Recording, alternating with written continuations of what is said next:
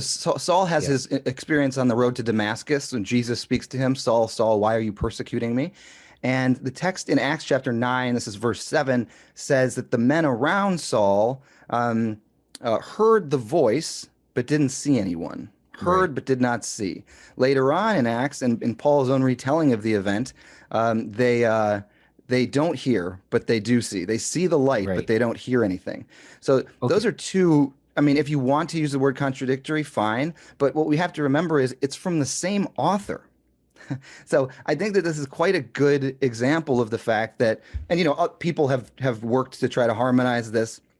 Um, Actually, what I would want to propose, and I don't do this in the article, but perhaps a follow-up article would be worthwhile after this webinar. But what I would propose is that Luke, the writer of Acts, so Acts is kind of Luke's second volume, as it were, is obsessed with both hearing and seeing. If you go to a Bible search engine, for example, and you type in see and hear right next to each other and hit enter, look, notice how many times those words show up together in Acts. So that is, it's a theological motif that is not unique to Luke Acts, but Luke Acts loves it, seeing and hearing. And why is this? Because Paul's whole point as the instrument to the Gentiles, as Acts says, is to both see and hear, and then give that message to the world, to those whom some don't see and some don't hear. And Paul is the instrument to give the gospel message to an unseeing and unhearing world. That's why those two texts are there. So if we run at those two texts, we get scared that it's a contradiction and we try to iron it out. We're actually missing the gold that Luke wants us to get theologically. Yeah, I think this is brilliant, but here's where I'm going to push you a little, and then Ellie Sure. wants to jump into it. Sure. So it's a fantastic explanation. And I think if you take a broader viewpoint and look at Hebrew scripture, yeah, okay, or any well, okay, that's too, what I was going to say that is too broad, but if you look at Hebrew scripture or some other texts as well, it's easy to see the expression of truth as paradox.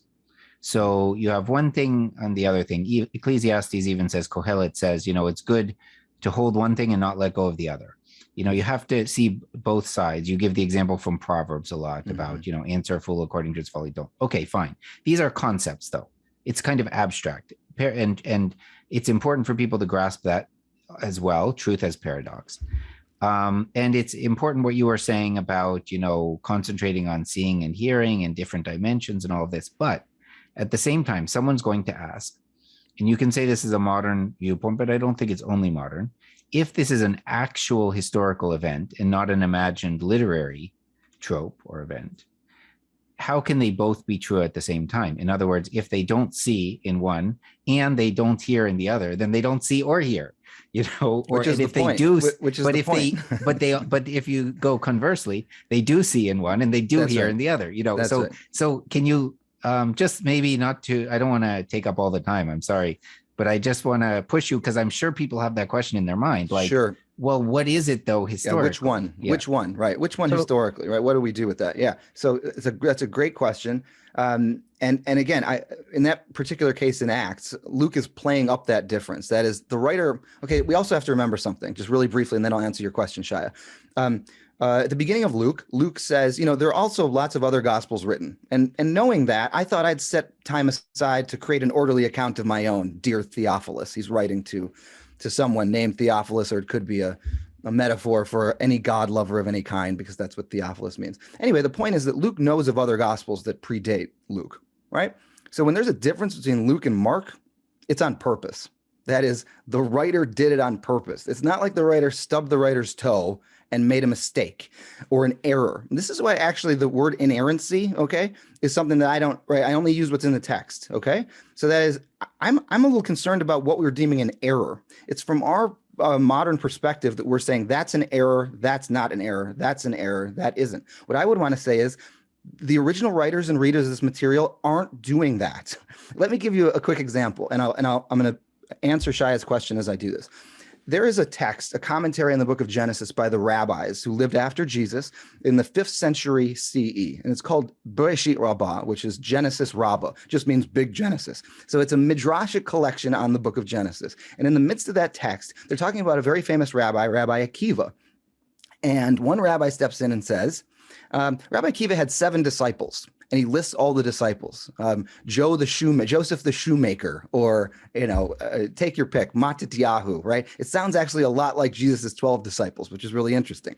So they go through the 7 disciples, and then right after that, in the same exact corpus, it says, some say these are the names of the disciples, and they differ like a few times. So like 3 out of the 7 are different, and it's in different order.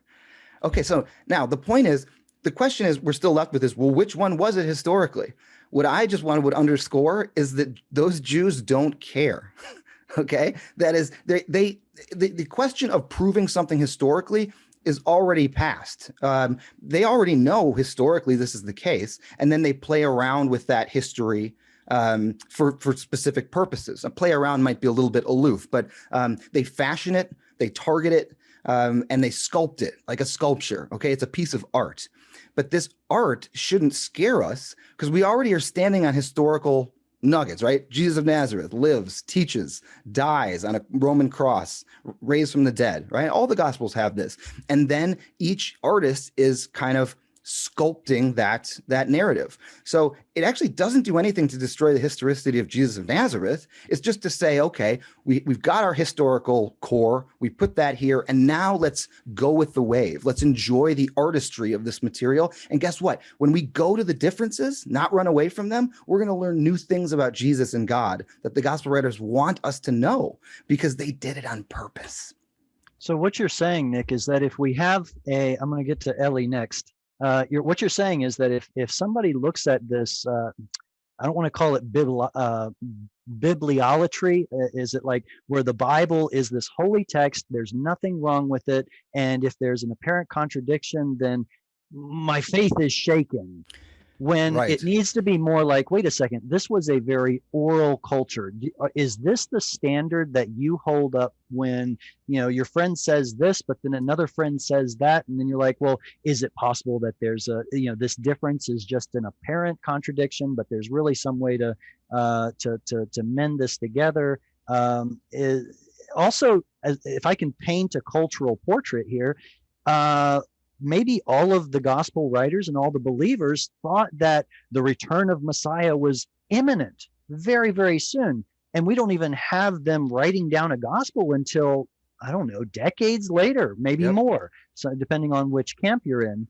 Mm-hmm. But the point is that you get these multiple traditions, that it's okay to have multiple traditions. It reminds me of Dr. Ellie. He said once, sometimes I disagree with myself. Ellie, let's hear your point of view, please. All right. So I just wanted to bring up a quotation from, let me see, hold on, from Renald Hennig. He is present with us today. He's an attendee. So he gave very interesting comment. He made. I'm perusing the comments as other people are talking. Sometimes I answer them if I can. But one of the things he said was very interesting, very simple, very interesting. If all testimonies are the same, they're fake. That's very true. Whatever happens when it's one car bumps into another, or there is, God forbid, some kind of crime, when the police begins to interview the bystanders, it is never the same. It is never the same, because they're all looking from different angles. And sometimes there are, they're a brother of the one who suffered some kind of violence or whatnot. There's all kinds of, they're never the same. So that's one point. And that's not mine. Second point is that actually, this is nothing new at all. What's happening in the gospel is not new. And I don't mean rabbinic thought. In rabbinic thought, that's a given. Everybody's arguing with everybody, and you can have two schools being right about this, disagreeing about the same thing. But we have it in the Bible also. We have Chronicles and we have Kings, right? We have exactly the same thing. One person is describing one event, and he says it's 150,000 people died, and the other one says that it's 400. I'm making this up. I can't remember exactly, but there's discrepancies between the amount of people dying. There's also one is totally, because I think it's Chronicles, that is because he's so pro David, he ignores the whole thing with Bathsheba. It's just like didn't happen. Now, the question is, what does he think people are stupid? In other words, and I don't think so. I think when he skips this, I think that's the point, that he skips it. He knows that people know, but he's going to skip it. So the kind of Jewish thing that's going on in the Gospels is the kind of Jewish thing that already went on much earlier in the Bible. Shalom, I'm here to invite you to come with us on a journey of discovery into the Jewish context and culture that will forever change the way you read and interpret the Bible. As you slowly go through our self-paced, on-demand program in Jewish studies relevant for Christians, you will gain ability to discover the original meaning of the biblical texts. You will see the nuance hidden behind our best and faithful translations, and to interpret these ancient texts in their original meaning. At Israel Bible Center, we provide you with the state-of-the-art, simple-to-use technology. This way, you can study on your own from the comfort of your own home, even towards your certificate in the Jewish context and culture. This study will strengthen your ministry as you continue to serve God. We will guide you through our large collection of crash courses by our fascinating faculty and roundtable talks with leading world scholars. Our weekly Israel Bible magazine, as well as Israel Bible podcast that focuses on the land of Israel, will assist us along the way. We believe that the Bible does not need to be rewritten, but it needs to be carefully reread. Click the link and register today to our wide variety of biblical courses.